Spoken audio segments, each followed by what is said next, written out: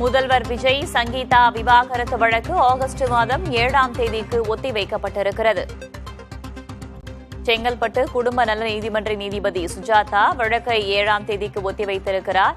முதல்வர் விஜய் சங்கீதா ஆகியோர் ஆஜராகாத நிலையில் வழக்கு ஒத்திவைக்கப்பட்டிருக்கிறது. கூடுதல் தகவல்களை வழங்குவதற்காக செய்தியாளர் சுப்பையா இணைந்திருக்கிறார். சுப்பையா, வழக்கு தற்போது ஒத்திவைக்கப்பட்டிருக்கிறதே, என்ன காரணம்? இந்த வழக்கு இன்று தற்போது விசாரணைக்கு எடுத்துக் கொள்ளப்பட்டது. அப்போது முதலமைச்சர் விஜய் அவர்கள் தரப்பில் சார்பில் வழக்கறிஞர் ஆஜரானார்கள். அதே போன்று சங்கீதா தரப்பிலும் வழக்கு ஆஜரானார்கள். இரண்டு தரப்பிலும் ஆஜரான பொழுது நீதிபதி இந்த வழக்கில் ஏற்கனவே வக்காலத்து தாக்கல் செய்துள்ளீர்களே, அந்த வக்காலத்தில் அதிகாரப்பூர்வமாக மெயில் ஐடி மூலம் இதை நீங்கள் எனக்கு அனுப்ப வேண்டும், அதன் பிறகு ஒரு காப்பியும் வழங்க வேண்டும் என்று தெரிவித்தார்.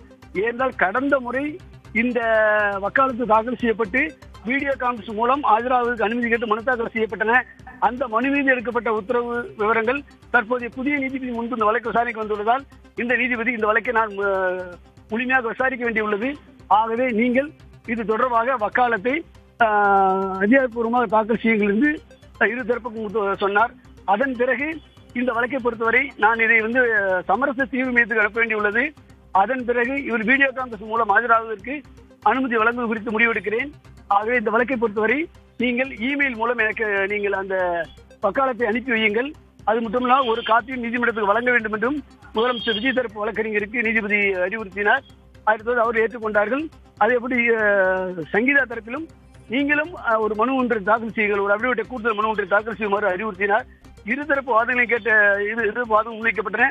நீதிபதி அவர்களுக்கு பல்வேறு நீதிமன்ற நடைமுறைகள் குறித்து விளக்கிக் கொண்டிருந்தார். என்னால் எந்த மாதிரி நீங்க இந்த வழக்கை அணுக வேண்டும், எப்படி மனு தாக்கல் செய்ய வேண்டும், இதுக்கு முன்பு நீதிபதி பிறப்பித்த உத்தரவை பொறுத்து அவர் குறிப்பிடவில்லை. தான் தற்போது வழக்கை விசாரிக்க எடுத்துள்ளதால் இதன்படிதான் நீங்கள் நடந்து கொள்ள வேண்டும் என்று சில அறிவுரை கூறினார். இதனை ஏற்றுக்கொண்ட நீதிபதியும் சரி என்று கூறினார்கள்.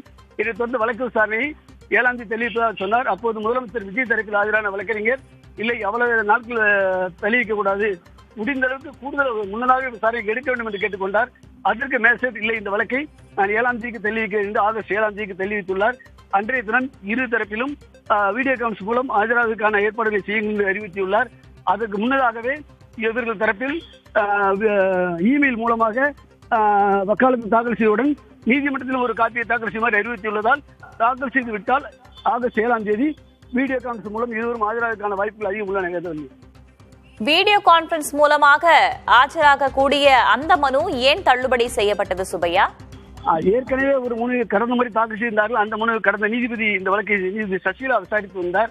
மேஜிஸ்ட்ரேட் சசிகலா அவர் அப்போது வாய்மொழியாக ஒரு சொன்னதை எடுத்து வீடியோ கான்பரன்ஸ் ஆஜராகலாம் என்று ஒரு அனுமதி அளித்திருந்தார். ஆனாலும் இந்த வக்காலத்து என்பது அந்த நேரம் அன்றைய தினம்தான் தாக்கல் செய்யப்பட்டது. ஆனால் நீதிபதி இந்த வக்காலத்தை முழுமையாக ஏற்றுக்கொள்ள என்று தற்போது நீதிபதி தெரிவித்திருப்பதால் மீண்டும் அவர் வக்காலத்தை தாக்கல் செய்த பிறகு இந்த வழக்கை முழுமையாக எடுத்துக்கொள்கிறேன், உங்கள் தரப்புக்கான வாய்ப்புகளை தருகிறேன் என்று தெரிவித்துள்ளதால் எனவே மீண்டும் அந்த வக்காலத்தை தாக்கல் செய்வது வீடியோ கான்பரன்ஸ் ஆஜராக்கான மனுக்களை தாக்கல் செய்ய நடவடிக்கை மேற்கொள்ளுமாறு நீதிபதி அறிவித்துள்ளார். அதன் அடிப்படையில் வீடியோ கான்பரன்ஸ் மூலம் ஆஜராக கொள்ளலாம் என்றும் அவர் உத்தரவு பிறப்பித்துள்ளார். வேதவல்லி. முதல்வர் விஜய் சங்கீதா விவாகரத்து வழக்கில் வீடியோ கான்பரன்ஸ் மனு தள்ளுபடி செய்யப்பட்டிருக்கிறது. மனுதாரர் எதிர் மனுதாரரின் மெயில் ஐடிகளை நீதிமன்றத்தில் சமர்ப்பிக்க வேண்டும் என்றும் உத்தரவு பிறப்பிக்கப்பட்டிருக்கிறது. தகவல்களுக்கு நன்றி சுப்பையா.